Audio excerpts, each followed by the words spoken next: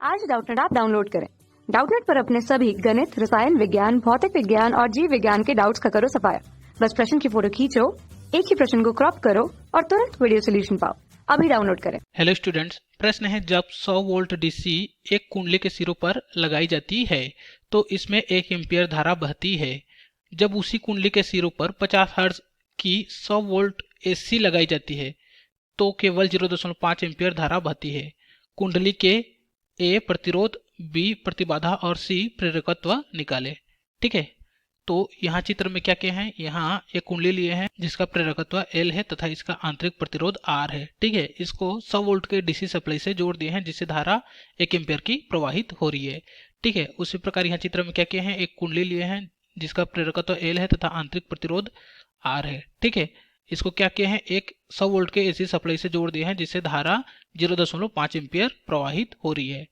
ठीक है, तो हमें निकालना है कुंडली का प्रतिरोध, प्रतिबाधा और प्रेरकत्व। ठीक है, तो जब हम इस कुंडली को 100 वोल्ट डीसी सप्लाई देंगे, यानी कि डीसी सप्लाई देंगे, तो क्या होगा, जो हमारा यह कुंडली है, ठीक है, यह शॉर्ट सर्किट हो जाएगा। ठीक है, क्या हो जाएगा, शॉर्ट सर्किट हो जाएगा, कुछ इस प्रकार है। यानी कि जो हमारा कुंडली है वह एक प्रतिरोध की भांति व्यवहार करेगी। ठीक है, तो यहाँ यह शॉर्ट सर्किट क्यों हुआ, क्योंकि हम जानते हैं कि जो कुंडली का प्रतिघात होता है एक्सएल, ये क्या होता है 2 पाई एफ इंटू एल। ठीक है, तथा हम जानते हैं कि डीसी के लिए जो हमारा आवृत्ति एफ का वैल्यू होता है ये होता है 0। तो यहाँ से एक्सएल बराबर कितना हो जाएगा, ये हो जाएगा 2 pi into 0 into L equal to हो जाएगा 0 ओम। ठीक है, इसलिए जो कुंडली है वो क्या हो जाएगा, शॉर्ट सर्किट हो जाएगा, यानी कि यह कुंडली प्रतिरोध की भांति ही व्यवहार करेगा। ठीक है, तो इस स्थिति में हमारा इसके लिए जो हमारा प्रतिरोध का वैल्यू कितना हो जाएगा, हम जानते हैं ओम के नियम के अनुसार V इक्वल टू क्या होता है I इंटू आर। ठीक है, तो यहाँ से R इक्वल टू क्या हो जाएगा VI। ठीक है, तो यहाँ का जो वोल्टेज है वो कितना है, यह है VDC, तो हो जाएगा VDC बट्टे इससे बहने वाली धारा क्या है IDC, तो हो जाएगा IDC इक्वल टू कितना हो जाएगा, यहाँ का वोल्टेज यह है 100 वोल्ट बट्टे इससे बहने वाली धारा है 1।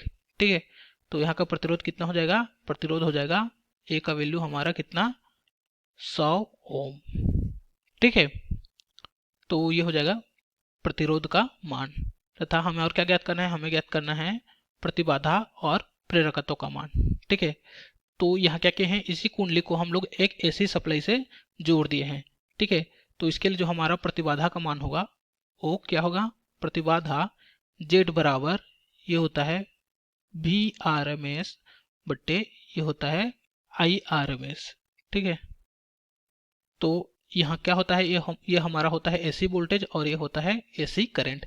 तो यहाँ से हमारा एसी वोल्टेज कितना है, यह है 100 वोल्ट, तो हो जाएगा 100 बटे यहाँ से जो हमारा एसी करंट है वो कितना है 0.5 एम्पियर, तो हो जाएगा 0.5 इक्वल टू कितना हो जाएगा, यहाँ से सॉल्व करेंगे तो ये हो जाएगा 200 ओम।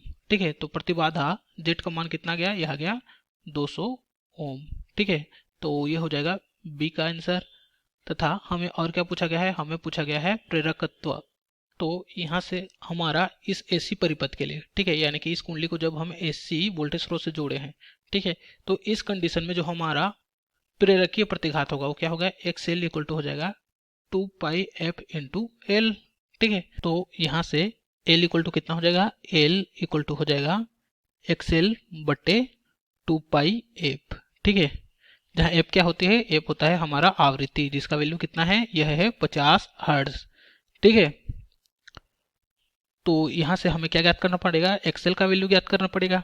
ठीक है, तो हमें पता है प्रतिबाधा का मान, तथा हम जानते हैं कि प्रतिबाधा को और क्या लिख सकते हैं, प्रतिबाधा Z बराबर ये हो जाएगा अंडर रूट R का स्क्वायर प्लस ये होता है एक्सएल का स्क्वायर। ठीक है, तो यहाँ से अगर दोनों पक्षों में वर्ग कर दें तो क्या हो जाएगा, Z का स्क्वायर बराबर हो जाएगा R स्क्वायर प्लस एक्सएल का स्क्वायर। तो यहाँ से एक्सएल का स्क्वायर इक्वल टू कितना हो जाएगा, ये हो जाएगा Z स्क्वायर माइनस कितना हो जाएगा आर स्क्वायर। तो यहाँ से एक्सएल बराबर कितना हो जाएगा, एक्सएल बराबर हो जाएगा अंडर रूट ये हो जाएगा जेड स्क्वायर माइनस आर का स्क्वायर। ठीक है, तो यहाँ से जेड का वैल्यू आया है कितना है 200 ओम, उसी प्रकार प्रतिरोध का वैल्यू कितना है, आर का वैल्यू 100 ओम। तो ये हो जाएगा एक्सएल इक्वल टू कितना हो जाएगा अंडर रूट 200 का स्क्वायर माइनस कितना हो जाएगा 100 का स्क्वायर। ठीक है, तो यहाँ से इसको सॉल्व करेंगे तो एक्सएल का जो वैल्यू आएगा ये आएगा लगभग 173.2। ठीक है, 173.2 ओम। तो यहाँ से आ गया एक्सएल का वैल्यू। तो यहाँ से हम लोग अब निकाल सकते हैं प्रेरकत्व का मान। ठीक है, तो एल इक्वल टू कितना हो जाएगा, ये हो जाएगा एक्सएल बट्टे 2πf। तो यहाँ से एक्सएल का वैल्यू आ गया 173.2 बट्टे 2 इंटू पाई इंटू एफ का वैल्यू कितना है 50 हर्ट्ज, तो हो जाएगा 50। तो यहाँ से इसको सॉल्व करेंगे तो प्रेरकत्व का वैल्यू आ जाएगा 0.55 हेनरी। ठीक है, तो ये हो जाएगा सी का आंसर। ठीक है, तो प्रेरकत्व का मान आ गया 0.55 हेनरी। ठीक है, उसी प्रकार प्रतिबाधा का मान कितना गया, ये आ गया 200 ओम। और प्रतिरोध का मान आया कितना, ये आया 100 ओम। ठीक है, धन्यवाद। कक्षा 6वीं से 12वीं से लेकर नीट, IIT, JEE वो एडवांस के लेवल तक 1 करोड़ से ज्यादा छात्रों का भरोसा। आज ही डाउनलोड करें डाउटनेट ऐप या व्हाट्सएप करें अपने सारे डाउट्स 8400 400 400 पर।